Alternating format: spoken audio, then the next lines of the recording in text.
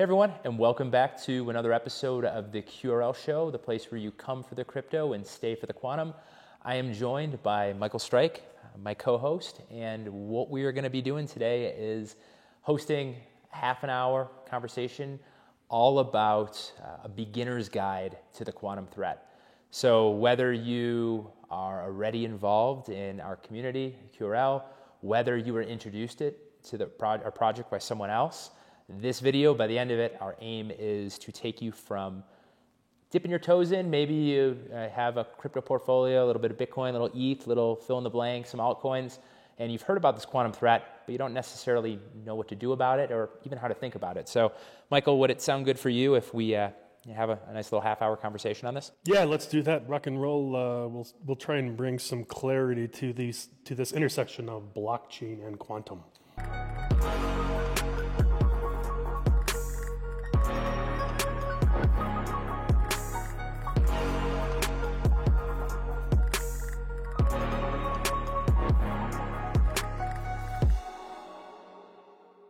So we have all the classics that everyone knows, the biggest coins, Bitcoin, Ethereum, you name it.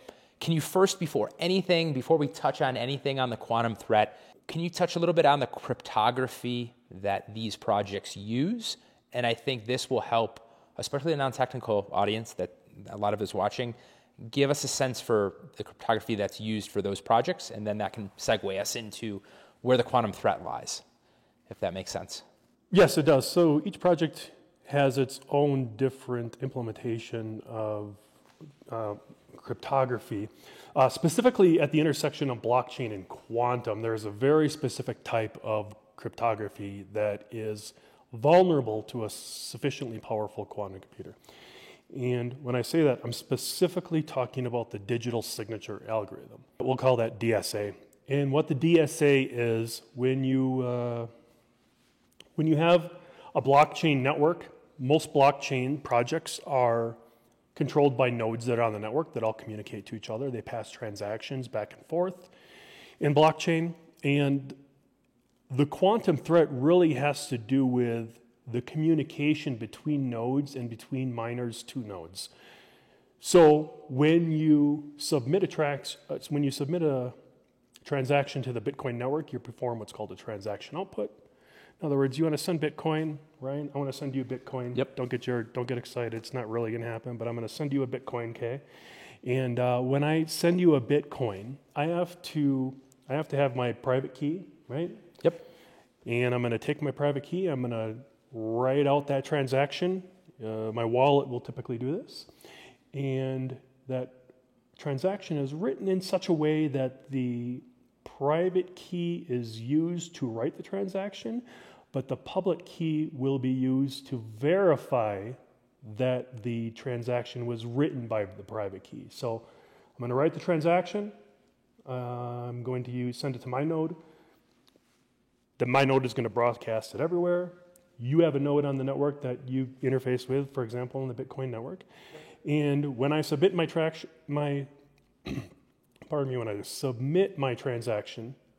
I have to present my public key to verify, to prove ownership of this transaction. And when I submit my public key, there's a risk or an attack vector, if you will, in that a sufficiently powerful quantum computer could intercept that public key and then translate it back into a private key, which with computers today is classically, for lack of a better word, classically impossible. But a sufficiently powerful quantum computer could take that public key and turn it into a private key. And as we all know, he who holds the private key holds the crypto, right? Yeah. Now, porting out of that gives a kind of it breaks it down into where the threat lies. For those viewing this, you've covered it really sufficiently, the problem of where, is this the case for Bitcoin, Ethereum? Of all the coins out there, hundreds, thousands, do most of them have this vulnerability? If you would look across the board for blockchain projects?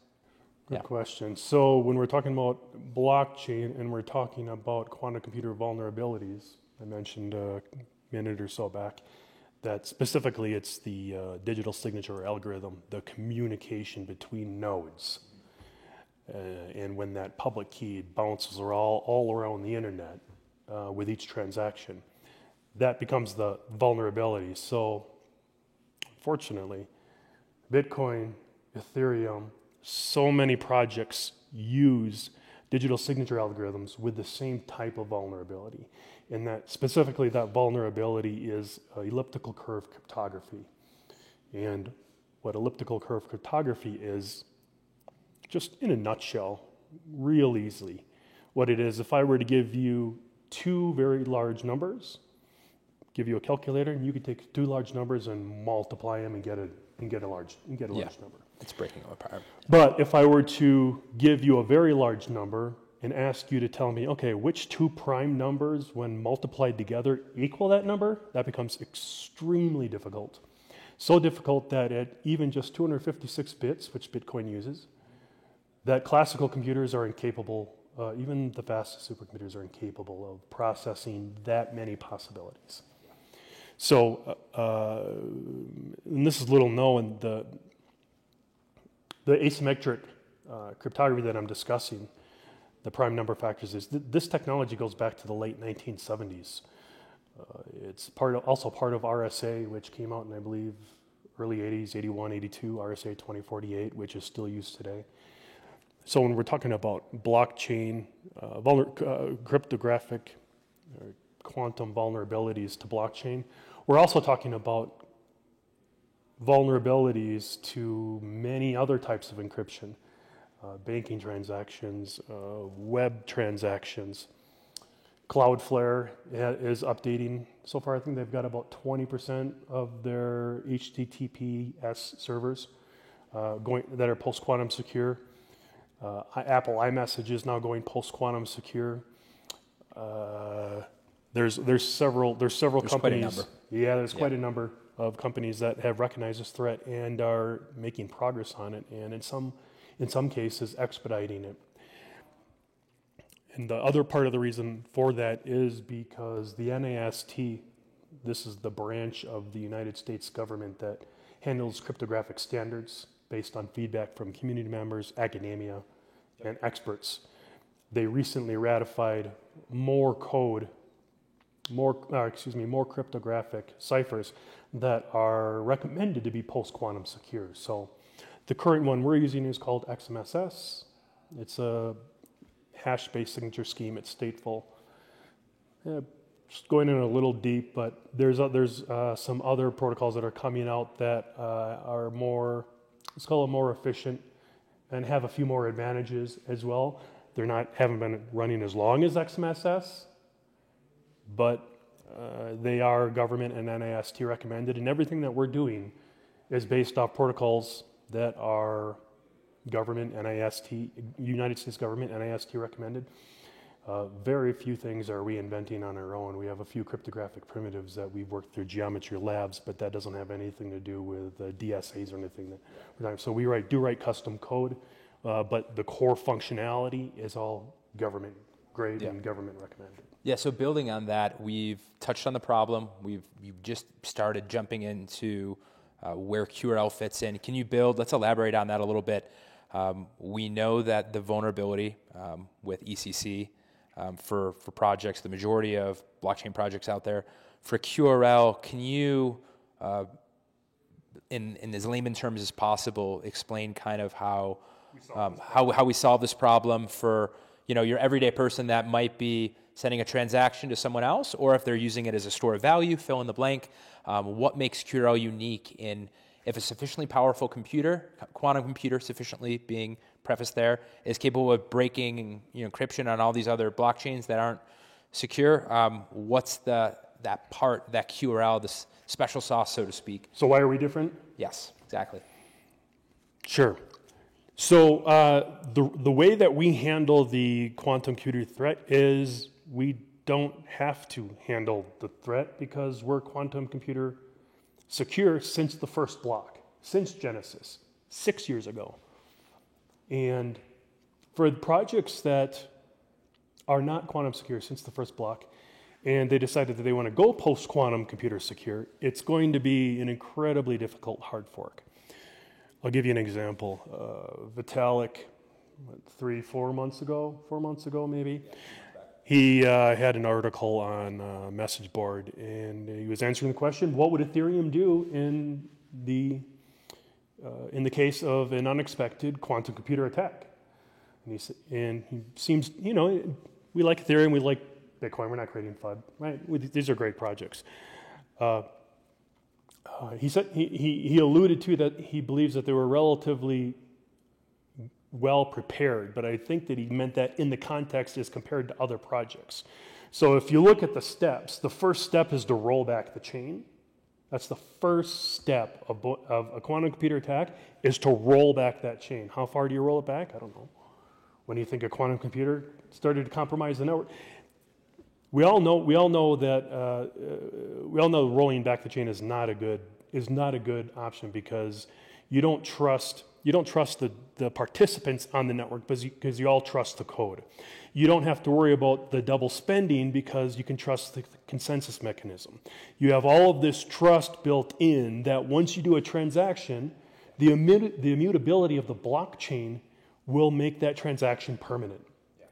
So the whole point of trusting is that once I send it to you, you receive it, you see it in the mempool, and then you see the transaction and you see a confirmation, right? Okay, you've got that, right? Maybe you're at a centralized exchange and you wait for 10 transactions or whatever, depending on the project. Rolling back the chain potentially undoes those transactions. So it would be, if this were to actually take place, money that was sent would get reversed, and that would cause chaos within any project rolling back the chain. And it throws everything else into question, or it could, because if that's the step that's taken, it's probably not even the only step. Well, more importantly, I think that it undermines confidence. Yeah. And to allude to that a little bit, it's not just a technical threat that our project is trying to handle. It's also a threat of perception. You don't necessarily need a quantum computer to cherry pick transactions off the Bitcoin network, and rewrite those transactions and ingratiate yourself with funds and money, right? You only, for confidence to be lost in 99% of the blockchain ecosystem.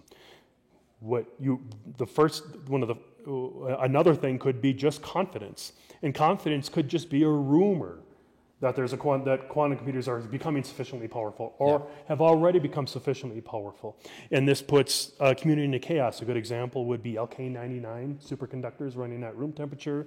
For all the physics nerds out there, right? That was 6 months ago or so. That turned out to be bunk, but that was a big deal, and it was just a rumor. It wasn't even proven.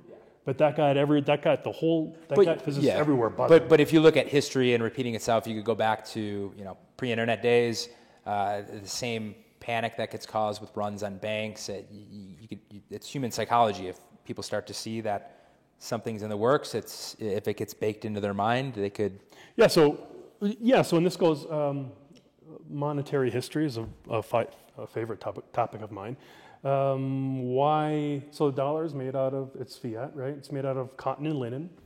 If it's made out of cotton and linen, why is it valuable? Besides the fact that if you're an American, you can only pay your taxes with it. It's difficult. Yeah. It's an intendedly difficult, hard question. I believe it is valuable because other people believe there's value in it, and that's what holds value in it.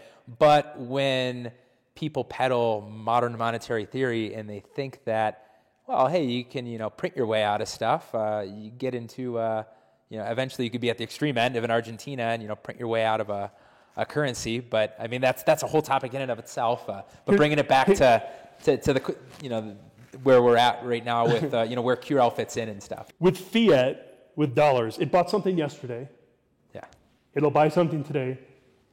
You extrapolate and believe that it will buy something tomorrow. Yeah, it'll buy less of it. That's confidence, and you have to pay your U.S. taxes. Yeah. With it. So that's the best. I think that's the best reason I've ever heard That's actually from someone else. I don't remember who it was.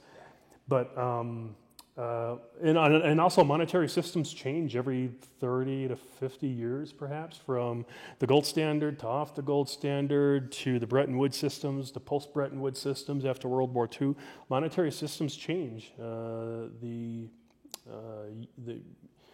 have a tendency to change, and I think we're looking at that type of change. So with the part of this project, we're trying to bring post-quantum security to everyone. Yeah.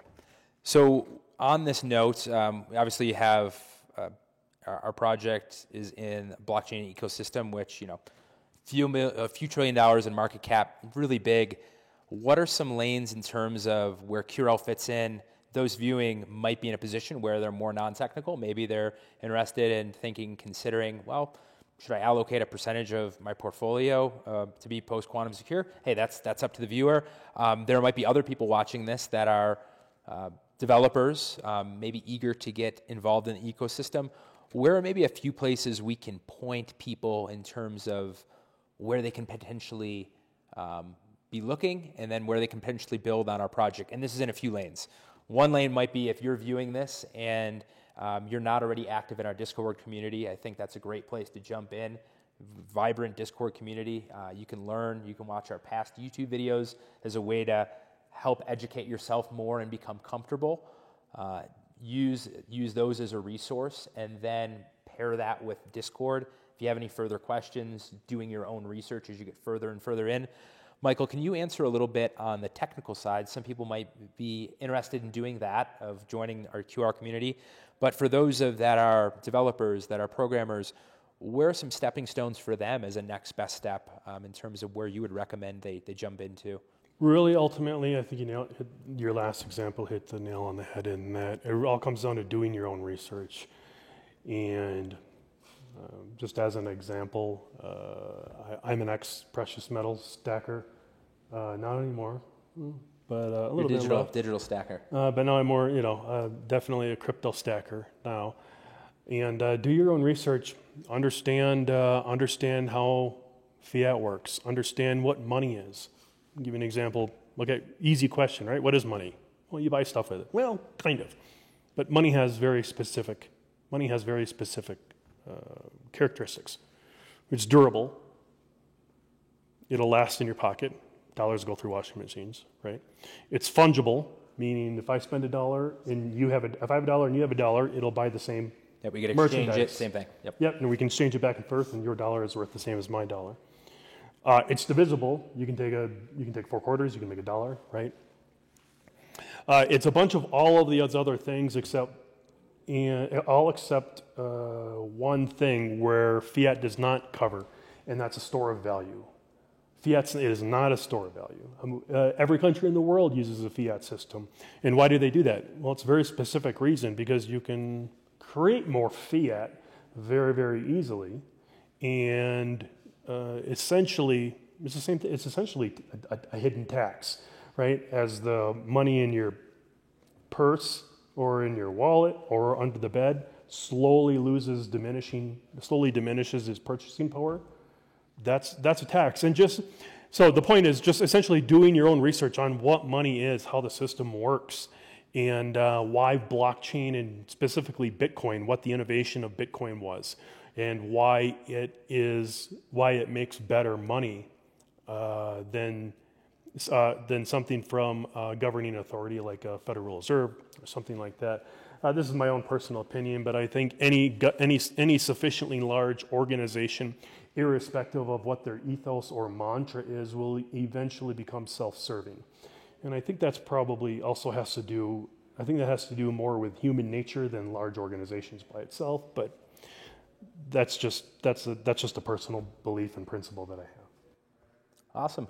Well, as we mentioned, I think for those viewing this, if you're watching this and this is intriguing to you by any means, go further down the rabbit hole, join our Discord community, our YouTube channel, and further educate yourself to be able to form your own opinions.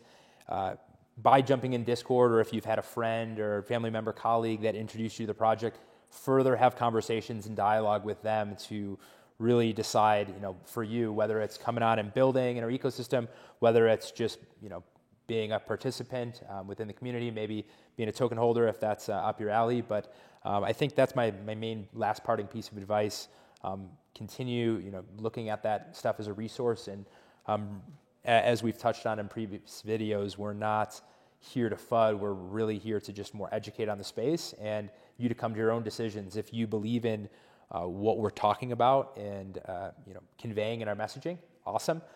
If not, you know, it might not be for everyone, but our project has been running, been active. We've been post-quantum secure since day one, been around since 2018, 6 years strong.